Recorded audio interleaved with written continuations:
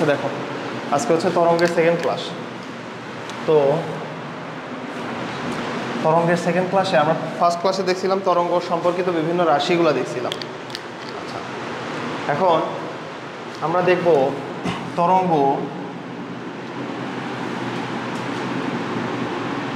তরঙ্গের বেগ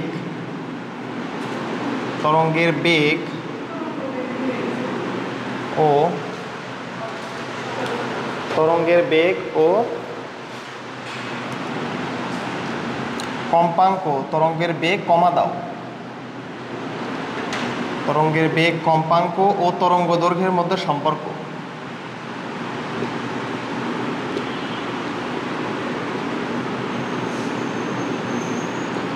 তরঙ্গ দৈর্ঘ্যের মধ্যে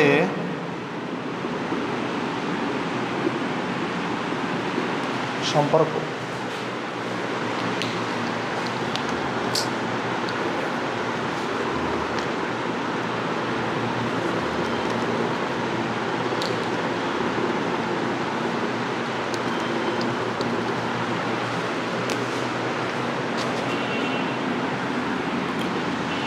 তরঙ্গের বেগ কম্পাঙ্ক ও তরঙ্গ দৈর্ঘ্যের মধ্যে সম্পর্ক।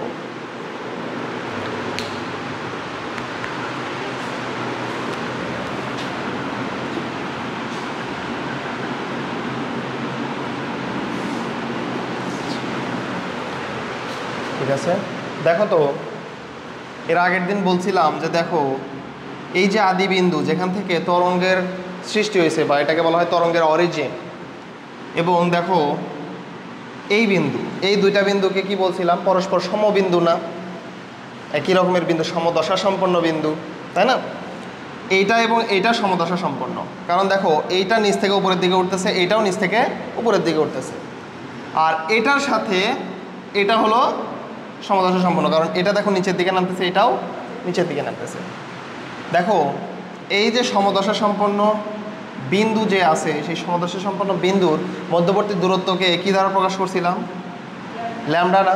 মধ্যবর্তী দূরত্ব হচ্ছে ল্যামডা, এবং এই যে সমদশা সম্পন্ন হইতে যে সময়টা লাগে তাকে কি বলছিলাম?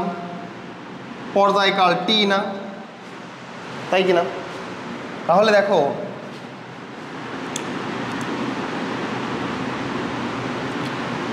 আমরা বেগকে কি জানি? বেগ মানে কি? দূরত্ব ডিভাইডেড বাই সময় না? দূরত্ব ডিভাইড বাই সময়। তাহলে দেখো টি সময়ে তরঙ্গ অতিক্রম করে কতটুকু দূরত্ব? ল্যামডা দূরত্ব না?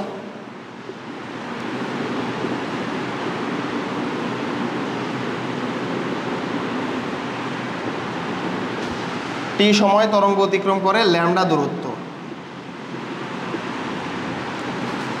1 সেকেন্ড সময়ে তরঙ্গ অতিক্রম করবে কতটুকু দূরত্ব? ল্যামডা ডিভাইডেড বাই টি দূরত্ব না? ল্যামডা ডিভাইড বাই টি দূরত্ব না? আচ্ছা, প্রতি সেকেন্ডে কোনো কণা বা কোনো বস্তু যে দূরত্ব অতিক্রম করে তাকে আমরা কি বলি? তার বেগ বলি না? তাহলে ভি সমান সমান দেখো তো ল্যামডা বাই টি, এটা লেখা যায় না? ভি সমান সমান ল্যামডা ভাগ টি। এখন দেখো এই যে ভি সমান সমান ল্যামডা থাকলো, এখানে কি 1/t আছে না? 1/t আছে না এখানে?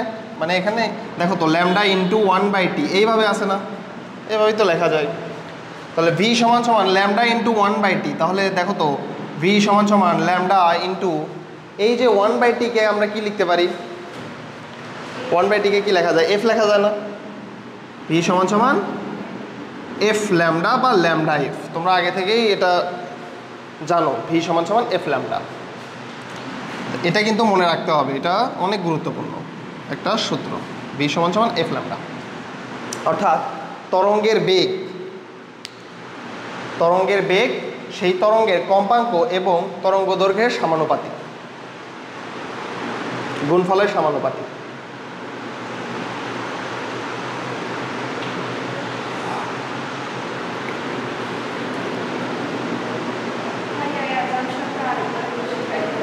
হ্যাঁ, অ্যাজাম্পশন। আচ্ছা,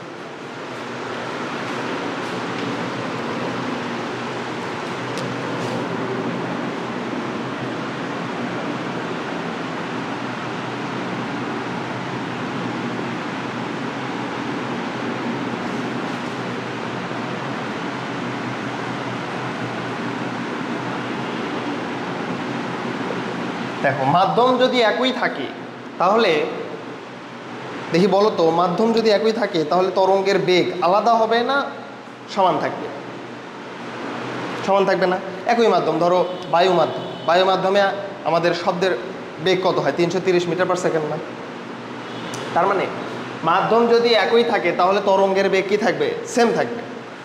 আচ্ছা, মাধ্যম যদি একই থাকে তাহলে তরঙ্গের বেগ সেম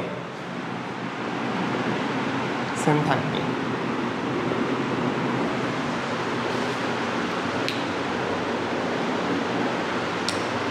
তাহলে যদি আমি বলি এ একটি তরঙ্গ, বি একটি তরঙ্গ, তারা একই মাধ্যমে আছে, তার মানে আমি বুঝবো এ তরঙ্গের বেগও যা হবে বি তরঙ্গের বেগও তাই হবে, কারণ মাধ্যমে একই মাধ্যমে থাকলে কি হয়? তরঙ্গের বেগ সেম হয়।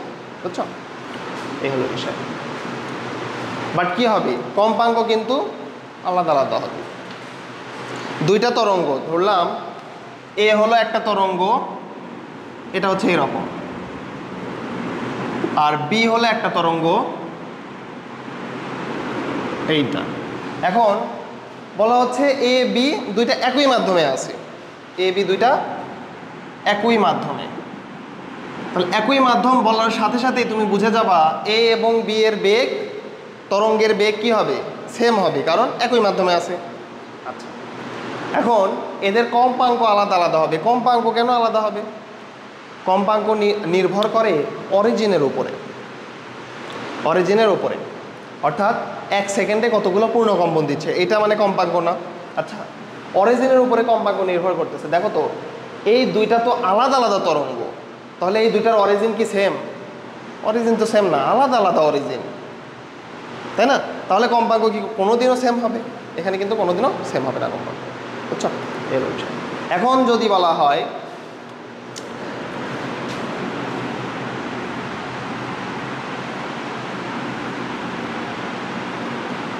ধরো এটা একটা মাধ্যম, এটা একটা মাধ্যম, দুইটা আলাদা আলাদা মাধ্যম একটা তল দ্বারা বিভক্ত করা হয়েছে। এটা ধরো বায়ু মাধ্যম আর এটা হলো পানি মাধ্যম। এখন হয়েছে কি, একটা তরঙ্গ বায়ু মাধ্যম থেকে পানি মাধ্যমে প্রবেশ করছে। একটা তরঙ্গ, এই যে একটা তরঙ্গ, এটা বায়ু মাধ্যম থেকে পানি মাধ্যমে প্রবেশ করছে। এগুলো একটু শর্টকাট করে লিখে নিতে পারো, এটা উপকার হবে।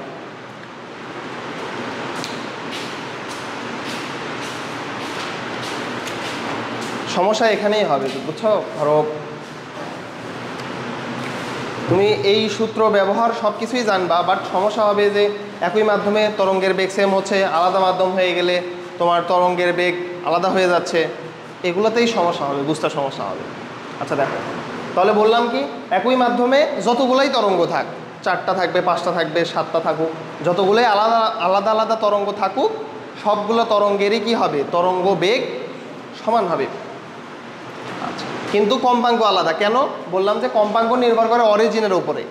দুইটা তরঙ্গ আলাদা আলাদা তরঙ্গ, তো এটা তো অবশ্যই কি আলাদা আলাদা অরিজিনের উপর নির্ভর করতেছে।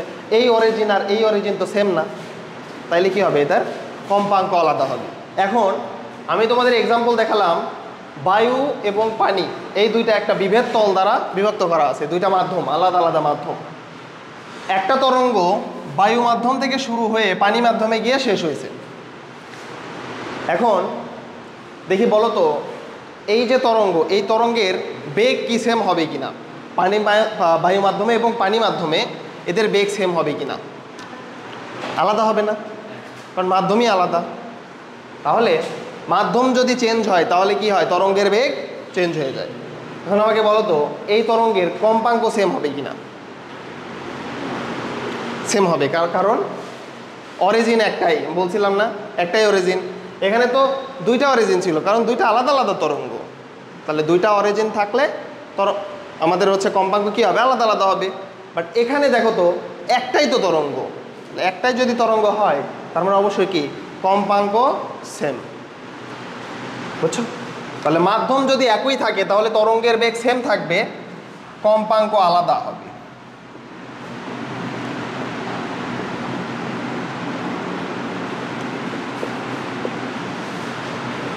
তাহলে এটা সবচেয়ে ভালো হয় যে কোনো দুটি তরঙ্গের বা তিনটি তরঙ্গের এগুলো লিখলে ভালো হয়। যে কোনো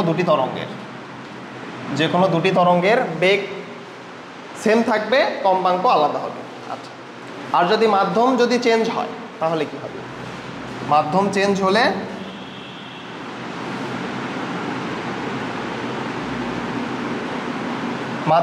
হলে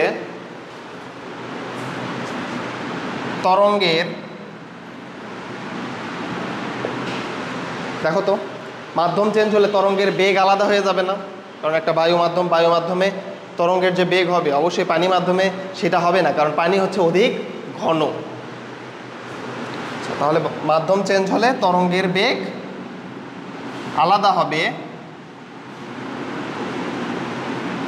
কম্পাঙ্ক সেম হবে কিনা? কম্পাঙ্ক সেম, কারণ একই অরিজিন থেকে তৈরি হয়েছে, একটা তরঙ্গ এবং এই যে দেখো এই অরিজিন থেকে তৈরি হয়েছে, তার মানে যেহেতু একটা অরিজিন, অতএব এটার কম্পাঙ্ক সেম থাকবে। তরঙ্গের বেগ আলাদা হবে বাট কম্পাঙ্ক সেম থাকবে। এই কথাটা অনেক বেশি গুরুত্বপূর্ণ কথা।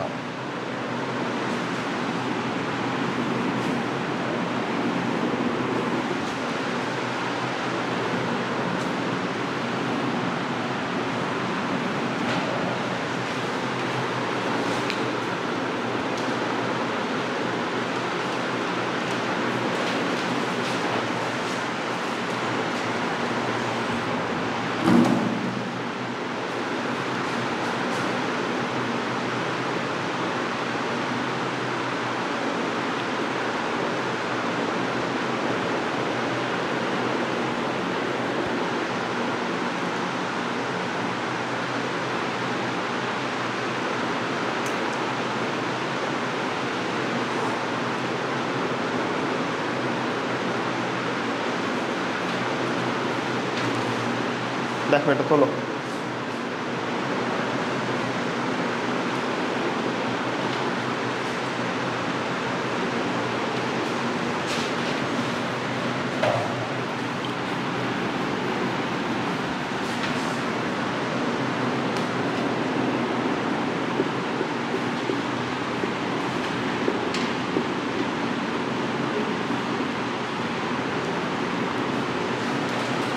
মাধ্যমে একই থাকলে কি বলছিলাম, কি সেম থাকে? তরঙ্গের বেগ সেম থাকে না? আচ্ছা, তাহলে ভি সমান সমান আমরা লিখছিলাম এফ ল্যামডা। তাহলে এখানে কনস্ট্যান্ট কোনটা? মাধ্যম সেম থাকলে কনস্ট্যান্ট কোনটা? ভি না? ভি হচ্ছে কনস্ট্যান্ট। তাহলে এফ ল্যামডা সমানুপাতিক কি লেখা যায়? দেখো তো, ভি লেখা যায় না? ভি লেখা যায়, কারণ ভি এর সাথে এটা সমানুপাতিক। এটা হলো কনস্ট্যান্ট। এখন এটা তুমি দেখো, যেহেতু কনস্ট্যান্ট মান, এই ভি এর পরিবর্তে তুমি লিখতে পারবা কে। কনস্ট্যান্ট মান যেহেতু কনস্ট্যান্ট এটা। আচ্ছা,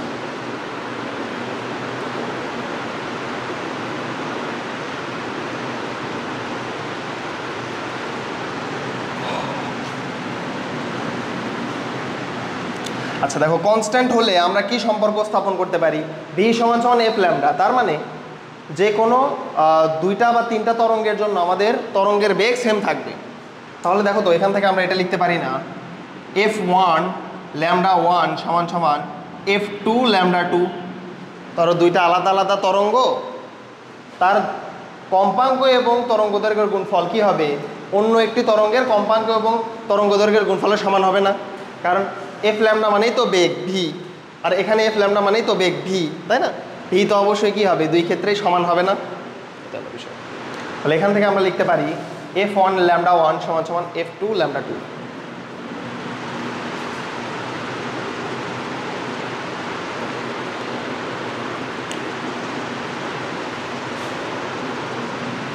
এটা হলো মাধ্যম একই থাকলে। যদি মাধ্যম কি হয়? আলাদা হয়।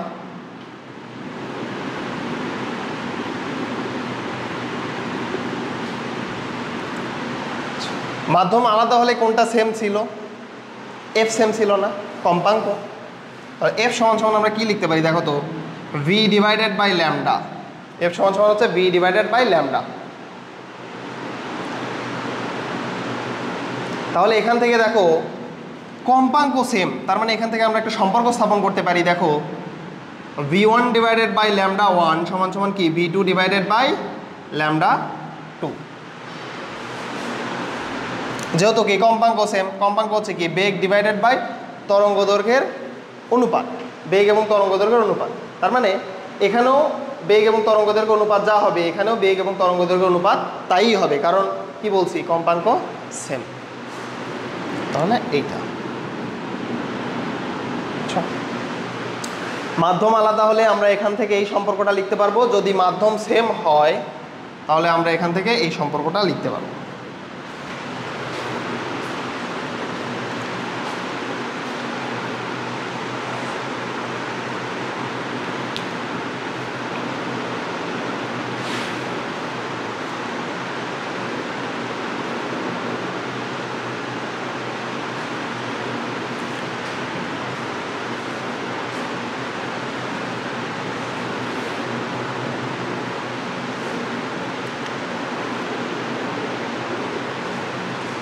দেখো এ পর্যন্ত ক্লিয়ার কিনা?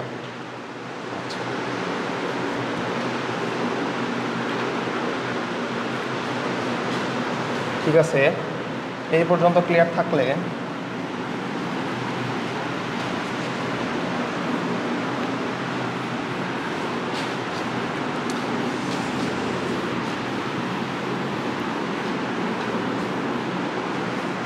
এটা ছিল হচ্ছে আমাদের তরঙ্গের বেগ, কম্পাঙ্ক এবং তরঙ্গ দৈর্ঘ্যের মধ্যে সম্পর্ক।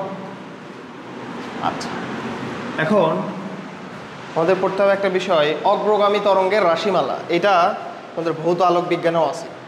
তার মানে এখানে যদি ভালোভাবে প্রতিপাদন করে দেই, ওখানে কিন্তু আর প্রতিপাদন করব না, ওখানে জাস্ট ডিরেক্ট সূত্র বসাবো।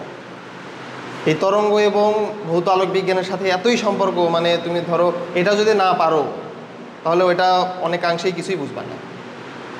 ওই জন্য যখন ধরো যাদের শর্ট সিলেবাস ছিল যাদের, তখনও তরঙ্গ এসে পড়তে হয়েছে, কারণ ওইটা ছাড়া বুঝবা না। তো ওইটা এমনভাবে দিছিল সিলেবাস, শর্ট সিলেবাস, যে ধরো শুধুমাত্র ভৌত আলোক বিজ্ঞান দিয়েছে বাট তরঙ্গ দেয় নাই, দিয়ে লাভ নাই, তরঙ্গ পড়াই লাগে, তাছাড়া বুঝবা না ওইটা। আচ্ছা, তাহলে লেখো অগ্রগামী তরঙ্গের রাশিমালা।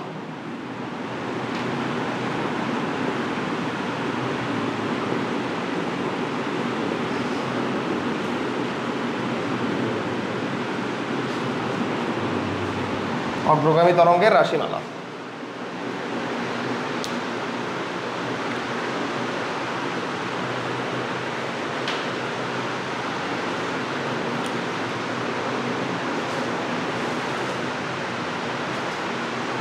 অগ্রগামী তরঙ্গ বলতে সাধারণত চলমান তরঙ্গকে বোঝানো হয়। যেমন ধরো তুমি পানির ভিতরে যদি ঢিল নিক্ষেপ করো, তাহলে এই তরঙ্গটা কি হয়, যে ঢেউটা সৃষ্টি হয়, এই ঢেউটা চলমান থাকে না, চলমান থাকতে থাকতে পাড়ে গিয়ে আঘাত করে, তার মানে ওই ঢেউটা কিন্তু চলমান। অর্থাৎ তুমি যে পানিতে যে ঢেউ সৃষ্টি করতেছো, এটা একটা চলমান তরঙ্গ বা অগ্রগামী তরঙ্গের উদাহরণ। আবার তুমি দেখো দড়ি আছে, টানা তার ধরো বা টানা দড়ি, সেখানে তুমি যে ঝাঁকুনি সৃষ্টি করার মাধ্যমে যে ঢেউটা সৃষ্টি করো বা তরঙ্গটা সৃষ্টি করো, সেই তরঙ্গটাও কি সামনের দিকে যায় না? এভাবে তুমি যখন ঝাঁকুনি দিবা দেখবে যে তরঙ্গ সামনের দিকে যাচ্ছে, তাহলে এইটাও একটা অগ্রগামী তরঙ্গের উদাহরণ। আচ্ছা, এখন তার মানে এটা বোঝাচ্ছে যে যে তরঙ্গটা চলমান থাকে বা গতিশীল থাকে, সামনের দিকে গতিশীল থাকে এবং একটা নির্দিষ্ট দিকে গতিশীল থাকে, তাকে বলা হচ্ছে অগ্রগামী তরঙ্গ। এখন দেখো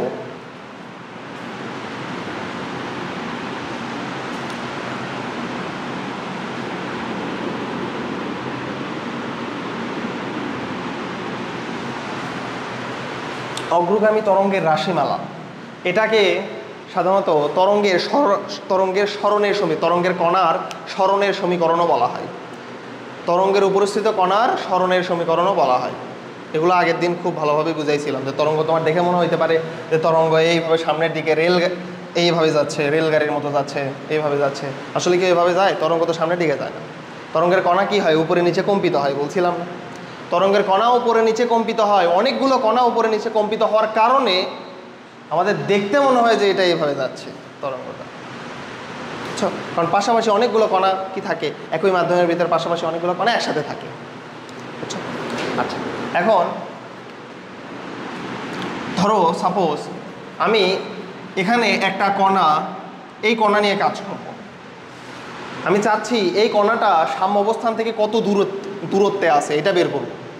তাহলে সাম্য অবস্থান কোনটা? এই যে এইটা না বলছিলাম, সাম্য অবস্থান হচ্ছে এইটা। তাহলে সাম্য অবস্থান থেকে এর দূরত্ব এটা হলো ওয়াই দ্বারা প্রকাশ করতেছি আমরা। এটা বের করব আমরা। সাম্য অবস্থান থেকে যে কোনো কণার দূরত্ব বের করব।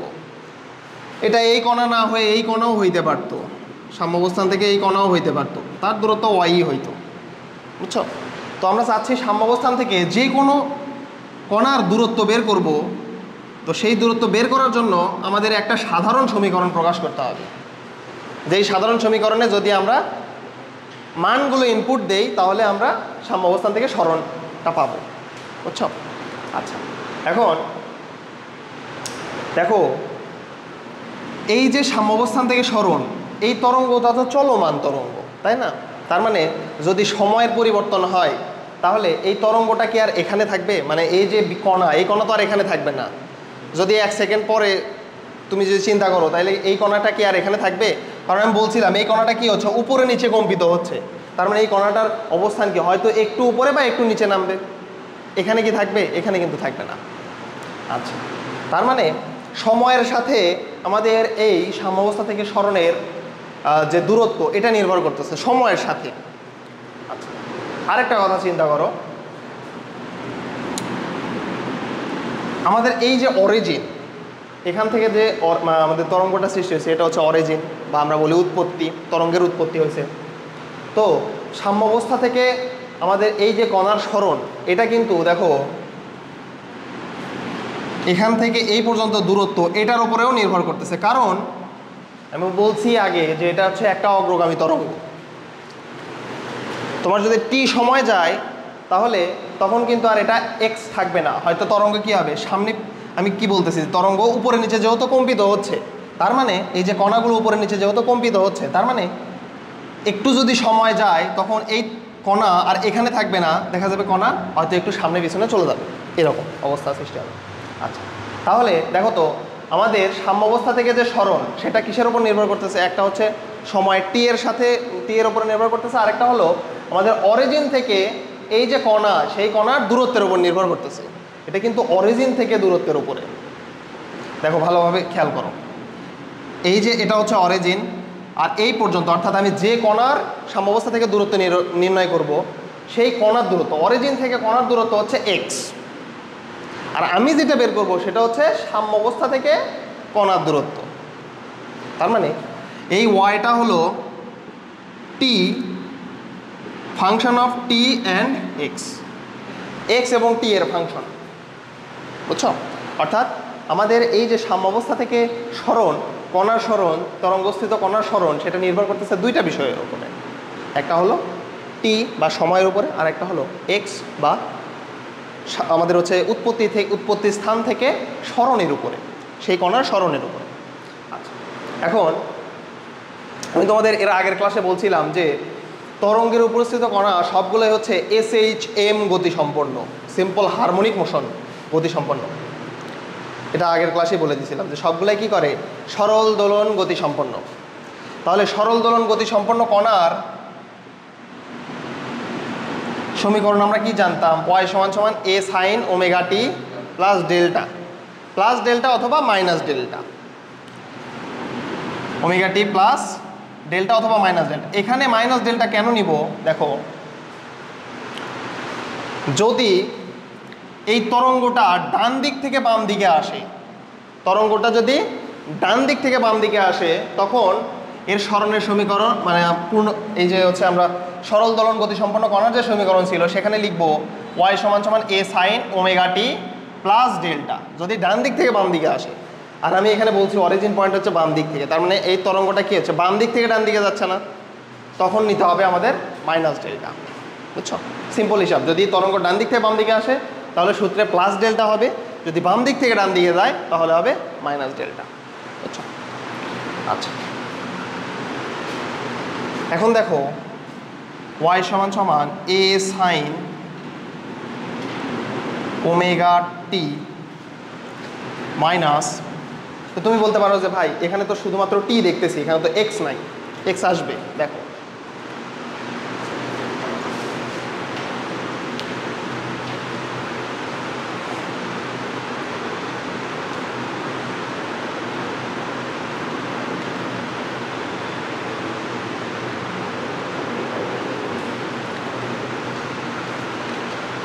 আচ্ছা, এর আগের দিন তোমাদের বলে দিছিলাম, দেখো এইটা এই বিন্দু এবং এই বিন্দু হলো সমদশা সম্পন্ন, বলছিলাম না? কারণ দেখো এই তরঙ্গটা নিচ থেকে উপরের দিকে উঠতেছে আর এটাও নিচ থেকে উপরের দিকে উঠতেছে, তার মানে এই দুইটা হলো সমদশা সম্পন্ন কণা। তাহলে সমদশা সম্পন্ন কণার মধ্যবর্তী দশা পার্থক্য কত হয় দেখি বলো তো। বলছিলাম যে তরঙ্গের উপরে প্রত্যেকটা কণার, একটা কণা থেকে অন্য কণার ভিতরে দশা পার্থক্য বা কোণের পার্থক্য বিদ্যমান, তাই না? তাহলে এই যে সমদশা সম্পন্ন কণা, সমদশা সম্পন্ন কণার মাঝখানের মধ্যবর্তী দশা পার্থক্য কত? 2 পাই। এই যে বলছিলাম, খুব ভালোভাবে দেখাই বলছিলাম, এটা পাই এবং এটা পাই, তাহলে পাই প্লাস পাই মানে হলো 2 পাই। তার মানে সমদশা সম্পন্ন কণার মধ্যবর্তী দশা পার্থক্য হলো টুয়াইস পাই। এবং এদের মধ্যবর্তী দূরত্ব কত? সমদশা সম্পন্ন কণার মধ্যবর্তী দূরত্ব কত? দূরত্ব ল্যামডা না? ল্যামডা না, কিছুক্ষণ আগে তো বললাম ল্যামডা। তাহলে সমদশা সম্পন্ন কণার মধ্যবর্তী দশা পার্থক্য হচ্ছে টুয়াইস পাই, দূরত্ব হলো ল্যামডা, এবং বলছিলাম পর্যায়কাল হলো টি, তাই না? বড় হাতের টি। এখন দেখো ল্যামডা পথ পার্থক্যের জন্য এদের দশা পার্থক্য হয়েছিল টুয়াইস পাই। এখন এই যে কণাটা, এই কণাটা আছে এক্স অরিজিন থেকে এক্স মিটার দূরত্বে। কারণ এক্স মিটার দূরত্বে কতটুকু দশা পার্থক্য হবে সেটা আমাদের অবশ্যই জানা লাগবে। এই যে এখানে যে ল্যামডা দেখতেছো এটা হলো দশা পার্থক্য, এই যে এক্স মিটারের জন্য দশা পার্থক্য, বুঝছো? আচ্ছা, বা এই যে তোমাদের হচ্ছে আমি বলছিলাম আদি দশা, এটার নাম বলছিলাম না আদি দশা, ডেল, তাই না? এটা হচ্ছে তোমার ডেল মানে আদি দশা বলছিলাম তোমার হচ্ছে পর্যাবৃত্ত গতিতে। এখন তরঙ্গের ক্ষেত্রে এটার নাম হচ্ছে দশা পার্থক্য।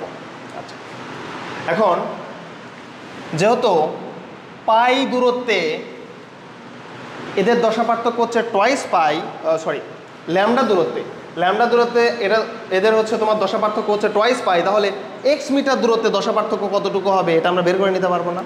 এই যে দেখো ল্যামডা দূরত্বে দশা পার্থক্য টুয়াইস পাই, অতএব 1 মিটার দূরত্বে দশা পার্থক্য হচ্ছে টুয়াইস পাই বাই ল্যামডা। অতএব কি দেখো তো, এক্স মিটার দূরত্বে না আমাদের এই যে অরিজিন থেকে এই পর্যন্ত, এই যে আমাদের যে কণা, সেই কণা পর্যন্ত যে দূরত্ব এক্স, এই পর্যন্ত আমাদের দশা পার্থক্য নির্ণয় করতে হবে। এই জন্য আমরা এভাবে করতেছি যে ল্যামডা দূরত্বে দশা পার্থক্য হচ্ছে টুয়াইস পাই, তাহলে এক্স মিটার দূরত্বে কত? এক্স মিটার দূরত্বে দশা পার্থক্য twice pi by lambda into X, না দেখো তো এটাই হচ্ছে আমাদের দশা পার্থক্য বা ডেলের ইকুয়েশান। ডেল সমান সমান twice pi by lambda into এই যে এক্স দেখতেছো, এই এক্সটা কি দেখো তো, আমাদের আদিবিন্দু মানে হচ্ছে উৎপত্তি স্থান বা অরিজিন থেকে আমরা যে কণার সাম্যাবস্থা থেকে দূরত্ব নির্ণয় করব তার মধ্যবর্তী দূরত্ব না? তো এই এক্সটাকে আমরা ডেল এক্স দ্বারাও প্রকাশ করতে পারি, যে কোনো দুটি কণার বা যে কোনো দুটি বিন্দুর হচ্ছে মধ্যবর্তী দূরত্ব ডেল এক্স, বুঝছো? তো এটা খুব ভালোভাবে আমাদের মনে রাখতে হবে। এখান থেকে কিন্তু অঙ্ক আসে, এমসিকিউ আসে, বুঝছো? তার মানে দশা পার্থক্য, যে কোনো দুইটি বিন্দুর মধ্যে দশা পার্থক্য ডেল সমান সমান টুয়াইস পাই বাই ল্যামডা, অর্থাৎ সেই তরঙ্গের তরঙ্গ দৈর্ঘ্য ইনটু ডেল এক্স, অর্থাৎ সেই দুটি বিন্দুর মধ্যবর্তী দূরত্ব এটা, বুঝছো? তাহলে যে কোনো দুটি বিন্দুর মধ্যবর্তী দশা পার্থক্য হবে twice pi by lambda into সেই দুটি বিন্দুর মধ্যবর্তী দূরত্ব।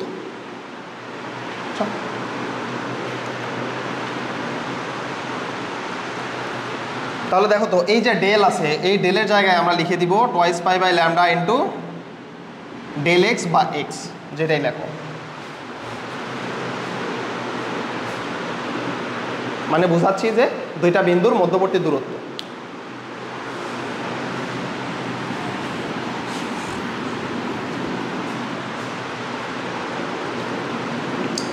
আচ্ছা, ওয়াই সমান সমান এ সাইন, এই ওয়াই বলতে এই ওয়াইটা কোন ওয়াই আবার বলে দিচ্ছি, দেখো এটা কিন্তু সাম্যাবস্থা থেকে যে কণার তুমি কি করতেছো দূরত্ব নির্ণয় করতেছো তার মধ্যবর্তী দূরত্ব। তাহলে এ সাইন ওমেগার পরিবর্তে কি লেখা যায় দেখো তো, ওমেগা সমান সমান টোয়াইস পাই এফ।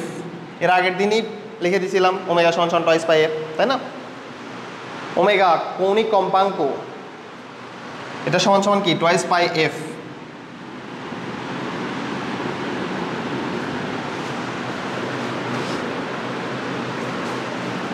তাহলে দেখো ওয়াই সমান সমান এ সাইন টোয়াইস পাই, এই এফ এর পরিবর্তে কি লেখা যায়, ভি সমান সমান এফ ল্যামডা। তাহলে এফ সমান সমান কি লেখা যায়, ভি বাই ল্যামডা লেখা যায় না? এফ সমান সমান লেখা যায় V by lambda into T minus twice pi by lambda into X. দেখো এই যে টোয়াইস পাই বাই ল্যামডা, এই যে twice pi by lambda, twice pi by lambda কিন্তু দুই পাশেই আছে, তার মানে টোয়াইস পাই বাই ল্যামডা কি করা যাবে, কমন নেওয়া যাবে। তাহলে ওয়াই সমান সমান A sine twice pi by ল্যামডাটা তুমি কি করো, কমন নাও। কমন নিলে দেখো কি আসে, ভিটি মাইনাস এক্স। খুবই গুরুত্বপূর্ণ একটা ইকুয়েশন।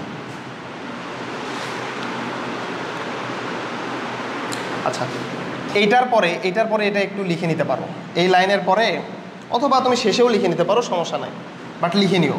ওয়াই সমান সমান A sine omega T minus K x.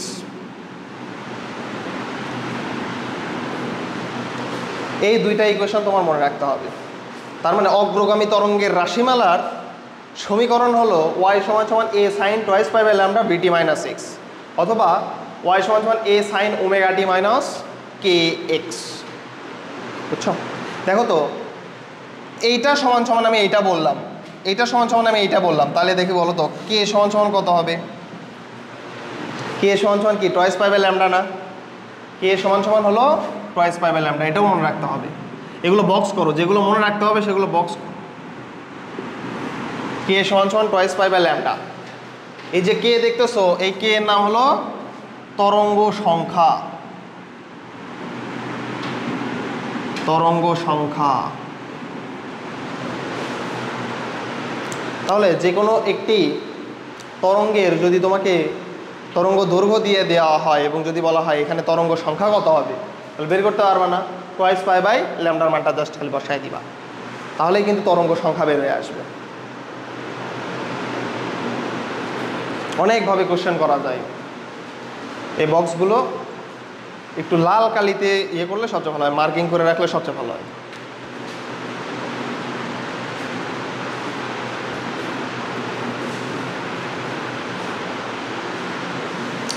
আচ্ছা, তাহলে দেখো এই সমীকরণের তাৎপর্যটা কোথায়? এই সমীকরণের তাৎপর্য হলো আমরা সাম্যাবস্থান থেকে যে কোনো তরঙ্গের উপস্থিত কোনো কণার কি করতে পারবো, দূরত্ব নির্ণয় করতে পারবো। দূরত্ব নির্ণয় করতে পারবো। তার জন্য আমাদের কি কি ইনফরমেশন লাগবে? দেখো ল্যামডার মান জানা থাকা লাগবে। এ হচ্ছে কি বিস্তার না?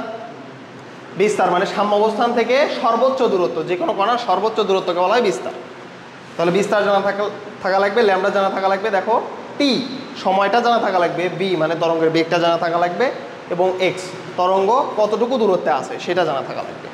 এখন দেখো এই যে ভি, এটা কিন্তু কনস্ট্যান্ট, এটার মান সবসময় সেমই থাকবে, কারণ বললাম না একই মাধ্যম থাকলে কি হয়, তরঙ্গ সেম। অবশ্যই একটা তরঙ্গের ক্ষেত্রে যেহেতু অগ্রগামী তরঙ্গের ক্ষেত্রে বিবেচনা করতেছি, তার মানে সেই তরঙ্গটা যদি দড়ি মাধ্যমে থাকে তাহলে সেই দড়ির বেগ, আবার যদি ধরো আমাদের পানি মাধ্যমে যদি থাকে তাহলে পানির বেগ, তাই না? এটা তো মাধ্যমের সাপেক্ষে কী হবে, বেগটা সেম থাকবে। যা শুধু নির্ভর করতেছে এক্স এবং টি এর উপরে। ল্যামডাও তো সেম থাকবে, তরঙ্গের বেগ যদি সেম থাকে ল্যামডা সেম থাকবে না? ল্যামডা তো সেম থাকবে। ঠিক আছে,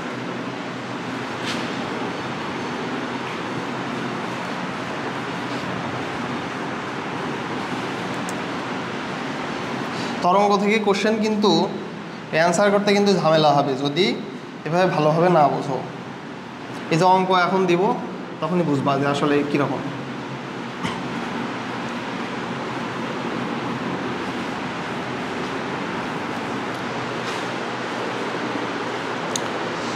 নাও লেখো, প্রথম কোশ্চেন লেখো, একটি তরঙ্গে দুটি বিন্দুর মধ্যে পথপার্থক্য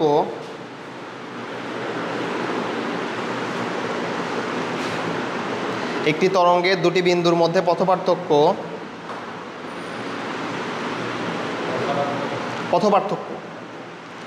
একটি তরঙ্গের দুটি বিন্দুর মধ্যে পথপার্থক্য 5 lambda divided by 4 5 lambda divided by 4। বিন্দুদ্বয়ের মধ্যে দশা পার্থক্য কত? বিন্দুদ্বয়ের মধ্যে দশা পার্থক্য কত? এটা ডিইউ এ আসা কোশ্চেন। একটি তরঙ্গের দুটি বিন্দুর মধ্যে পথ পার্থক্য 5 ল্যামডা ডিভাইডেড বাই 4। এই যে 5 ল্যামডা ডিভাইডেড বাই 4। তাহলে বলছে এই দুইটার ভিতরে দশা পার্থক্য কত। তাহলে পথ পার্থক্যকে কি দ্বারা প্রকাশ করছিলাম? ডেল এক্স অথবা এক্স দ্বারা না? এটার মান দেওয়া আছে এবং বলছে দশা পার্থক্য কত। তাহলে দশা পার্থক্যকে কি দ্বারা প্রকাশ করছিলাম? ডেল না? দশা পার্থক্য ডেল সমান সমান ছিল twice pi by lambda into del x, twice pi by lambda into del x. তাহলে দশা পার্থক্য হবে, দেখো টুয়াইস পাই বাই ল্যামডা, পথ পার্থক্য দেওয়া আছে না? পথ পার্থক্যের মান দেওয়া আছে 5 ল্যামডা ডিভাইডেড বাই 4। তাহলে দেখো এই যে ল্যামডা কাটে, এই যে 2, এখানে 4 কাটলে থাকে 2, তাহলে অ্যান্সার আসবে ডেল সমান সমান 5 ডিভাইডেড বাই 2 পাই, অথবা কত 2.5 পাই। সহজ অঙ্ক, কিন্তু এগুলো এমসিকিউ আসে সবচেয়ে বেশি। হয়তো এখানে তোমাকে ডেলের মান দেওয়া থাকতে পারে, পথ পার্থক্যের মান নির্ণয় করতে বলতে পারে, অথবা ডেলের মানও দেওয়া আছে, পথ পার্থক্যের মানও দেওয়া আছে, ল্যামডার মান নির্ণয় করতে পারে, তরঙ্গ দৈর্ঘ্যের মান নির্ণয় করতে বলতে পারে। আচ্ছা, যে কোনো দুইটা জানা থাকলে একটা বের করা যাবে।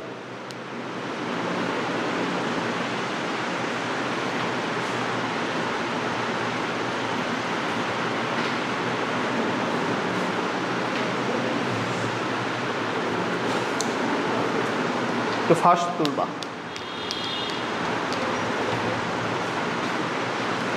তুলছ না? এখন তোলো সমুদ্রে নোঙর করা। সমুদ্রে নোঙর বাঁধে না? সমুদ্রে নোঙর করা, নোঙর বানান।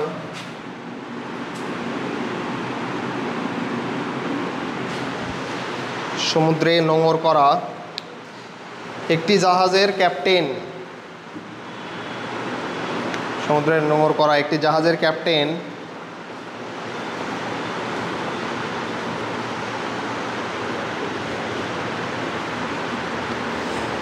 সমুদ্রে নোঙর করা একটি জাহাজের ক্যাপ্টেন লক্ষ্য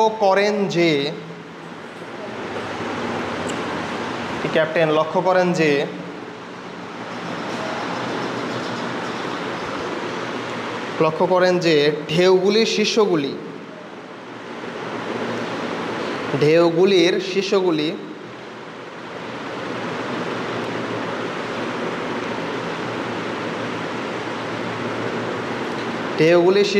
পরস্পর থেকে 16 মিটার দূরে। ঢেউগুলির শীর্ষগুলি পরস্পর থেকে 16 মিটার দূরে।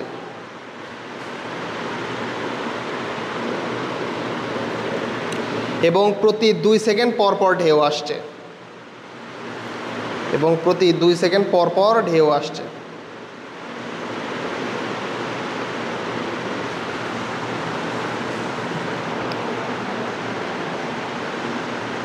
প্রতি 2 সেকেন্ড পর পর ঢেউ আসছে। ঢেউগুলির বেগ কত? এটাও ডিইউ এ আসা কোশ্চেন। তোমরা জানো অবশ্যই ডিইউ এর ফিজিক্স, কিন্তু ডিইউ এর যে পরীক্ষা, আন্ডার গ্রাজুয়েটের যে পরীক্ষাগুলো হয়, যেটা আমাদের যে তোমাদের অ্যাডমিশনের পরীক্ষা, যেটা মানে কিন্তু ফিজিক্স খুবই টাফ দেয়, খুবই কঠিন দেয়। বুঝছো? খুবই কঠিন দেয় ফিজিক্স। মানে তুমি এটা যে কারো থেকে শুনলেই বুঝতে পারবা, ফিজিক্সে যে খুবই ভালো, ইঞ্জিনিয়ারিং প্রিপারেশন খুবই ভালো, তাও ফিজিক্সের নাম্বার কম পাবে। ফিজিক্স খুব টাফ দেয়, ডিইউ এর ফিজিক্স খুব টাফ দেয়। আচ্ছা, তাহলে দেখো বলা আছে ঢেউগুলির শীর্ষগুলি পরস্পর থেকে 16 মিটার দূরে।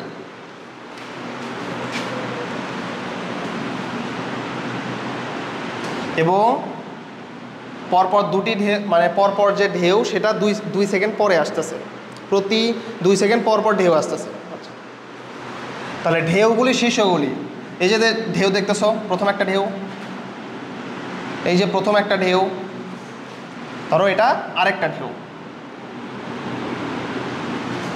তো বলতেছে ঢেউগুলির শীর্ষগুলি, দেখো তো এই ঢেউয়ের শীর্ষ হচ্ছে এইটা, এবং এই যে ঢেউ, এই ঢেউয়ের শীর্ষ হচ্ছে এইটা।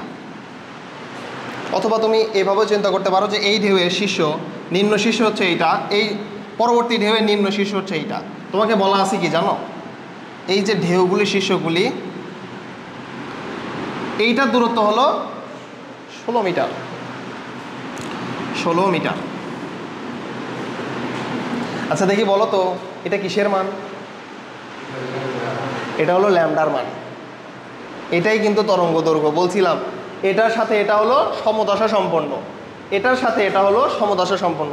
সমদশা সম্পন্ন কণার মধ্যবর্তী দূরত্বকে কি দ্বারা প্রকাশ করছিলাম? ল্যামডা না, তরঙ্গ দৈর্ঘ্য।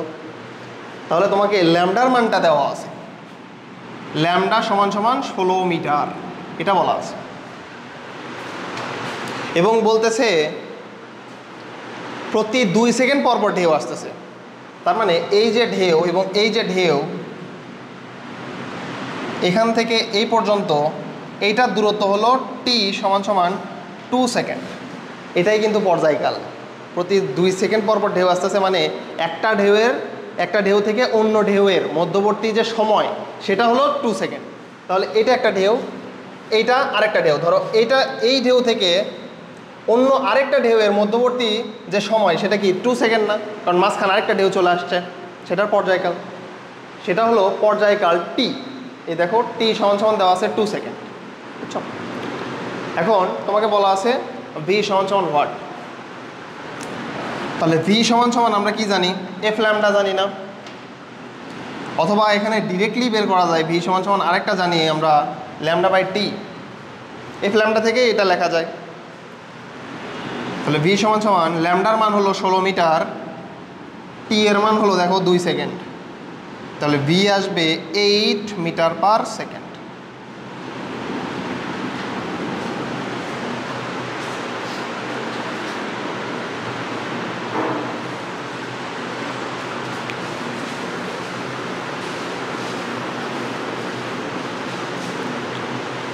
বুঝছো? অঙ্ক কিন্তু সহজ, বাট বুঝতে অসুবিধা হবে। বুঝতে অসুবিধা হওয়ার কারণেই অঙ্কটা ভুল যাবে, তাছাড়া অন্য কোনো সমস্যা নেই।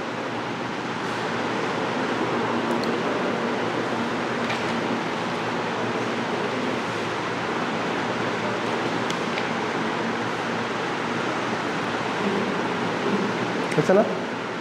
হ্যাঁ, তাড়াতাড়ি তোলো, তাড়াতাড়ি তোলো। নয়ের পরেরটা তোলো।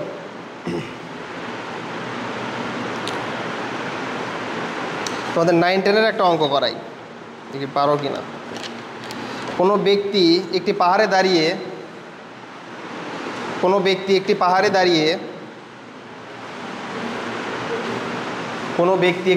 দাঁড়িয়ে এই পর্যন্ত যে সূত্রগুলা লিখছি তার উপর বেসিস করেই কিন্তু এই অঙ্কগুলা।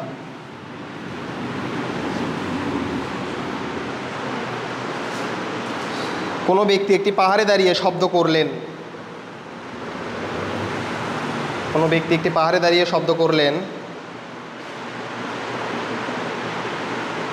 এবং শব্দ প্রতিধ্বনিত হয়ে,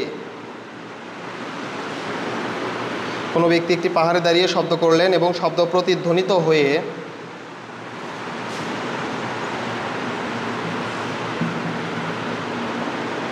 শব্দ প্রতিধ্বনিত হয়ে 3 সেকেন্ড পরে ওই ব্যক্তির নিকট পৌঁছালো।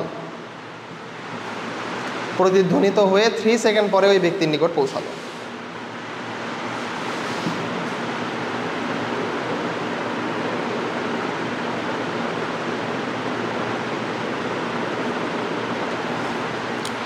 প্রতিধ্বনি শোনার পর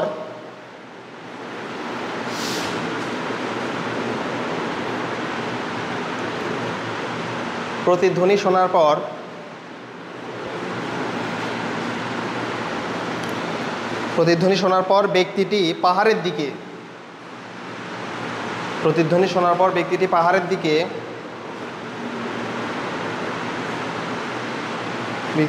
দিকে 550 ফুট অগ্রসর হয়ে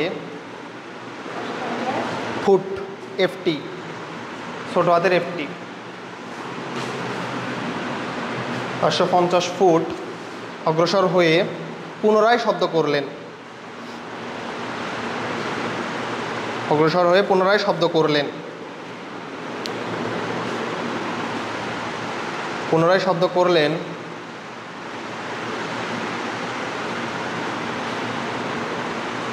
এবং এর প্রতিধ্বনি 2 সেকেন্ড পর শুনতে পেলেন। এবং এর প্রতিধ্বনি 2 সেকেন্ড পর শুনতে পেলেন।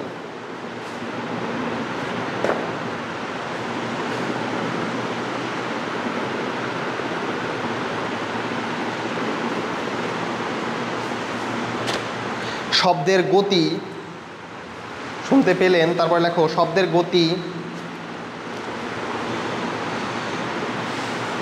শব্দের গতি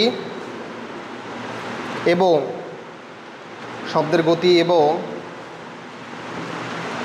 পাহাড় থেকে ব্যক্তির প্রথম অবস্থানের মধ্যবর্তী দূরত্ব। শব্দের গতি এবং পাহাড় থেকে ব্যক্তির প্রথম অবস্থানের মধ্যবর্তী দূরত্ব।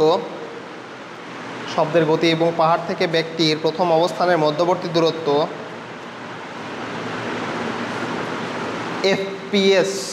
এফপিএস সিস্টেমে কত? এফপিএস সিস্টেমে কত?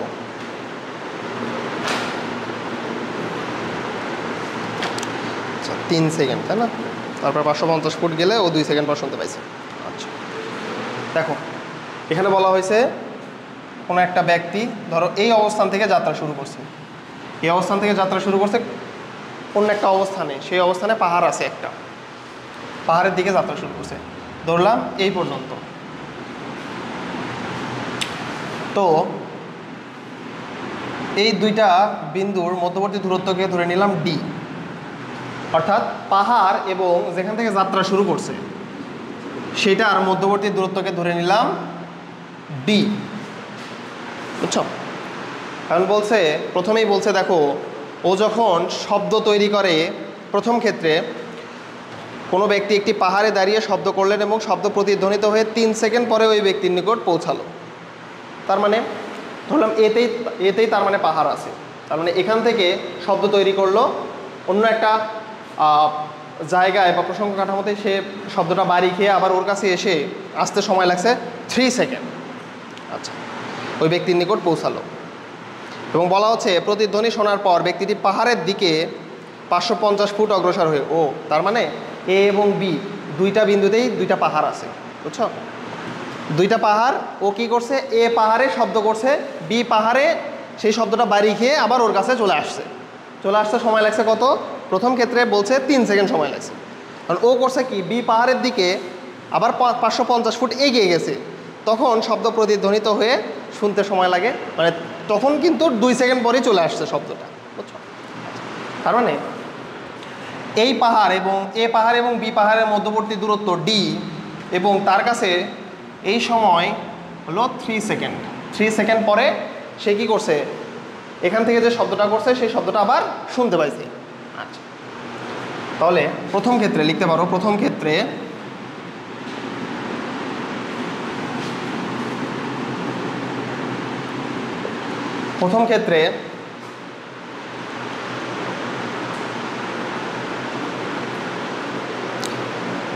বলছিলাম তরঙ্গের বেগ হচ্ছে সমবেগ, তরঙ্গের বেগ হলো সমবেগ, তার মানে শব্দ একটা তরঙ্গ, তার মানে তার বেগ কী হবে?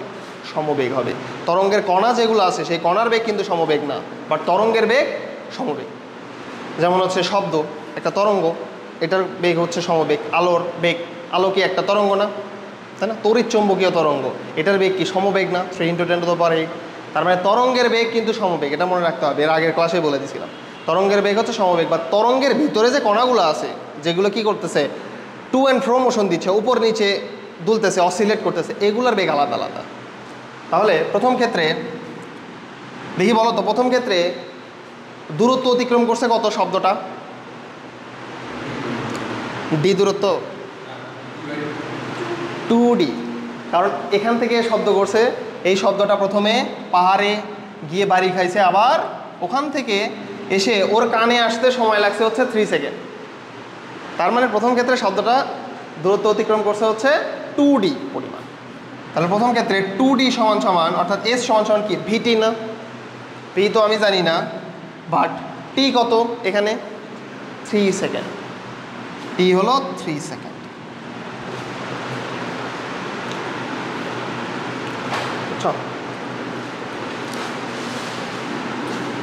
তাহলে এখান থেকে তুমি ভি অথবা টি যে কোনো একটাকেই তুমি হচ্ছে এ করে নিতে পারো। তাহলে ডি আমরা করে নিই। ডি সমান সমান কি 3v ডিভাইডেড বাই 2, এটাকে 1 নম্বর সমীকরণ দাও। এখন দেখো দ্বিতীয় ক্ষেত্রেও কি করছে, এ পাহাড় থেকে কত ফুটের কথা বলা আছে, 550 ফুট না, 550 ফুট, 550 ফুট ও সামনে এগিয়ে গেছে। 550 ফুট সামনে এগিয়ে গেলে তখন এর নতুন অবস্থান হচ্ছে এখানে। তাহলে তখন দেখো তো ওর যে নতুন অবস্থান এবং পরবর্তী পাহাড়ের মধ্যবর্তী দূরত্ব কত, ডি মাইনাস 550 না, ডি মাইনাস 550। তো ও কি করছে, এই অবস্থানে থেকে শব্দ করছে, ধরলাম এটা সি বিন্দুতে চলে আসছে ওর নতুন অবস্থান। তাহলে এই বিন্দু থেকে শব্দ তৈরি করছে, তাহলে সেই শব্দটা বিতে যাবে এবং বি থেকে আবার সিতে আসতে সময় লাগছে ওর 2 সেকেন্ড। সেই শব্দটার সি থেকে এই যে বি পাহাড়ে যাইতে এবং বি থেকে আবার ওর কানে ফিরে আসতে সময় লাগছে 2 সেকেন্ড, কারণ ওই যে বলা আছে প্রতিধ্বনিত হইতে সময় লাগে 2 সেকেন্ড। তাহলে দ্বিতীয় ক্ষেত্রে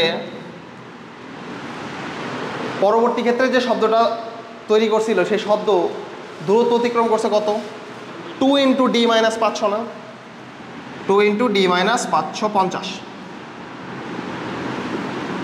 সমান সমান ভিটি। ভি তো ভি, টি এর মান হলো 2 সেকেন্ড, টি এর মান হলো 2 সেকেন্ড। তাহলে দেখো এই যে টি এবং এই যে টি, সরি এই যে 2 2, এই 2 2 কাটা যায়, 2 2 কাটা যায়। তাহলে এই যে ডি, এই ডি এর জায়গায় কিন্তু আমরা এটা লিখতে পারি 3v ডিভাইডেড বাই 2। 1 নাম্বার থেকে আমরা এটা লিখতে পারি 3v ডিভাইড বাই 2 মাইনাস 550 সমান সমান ভি। তাহলে দেখো 3 ডিভাইডেড বাই 2 মানে কত, 1.5, আর এই যে ভি মানে কত 1, 1.5 মাইনাস 1 মানে কত 0.5 অর্থাৎ হাফ। তাহলে হাফ ভি সমান সমান এই যে 550, ওইটা ওই পাশে পার করে নিয়ে যাও। তাহলে হাফ ভি সমান সমান 550, ভি সমান সমান কত 1100 foot, foot per second square.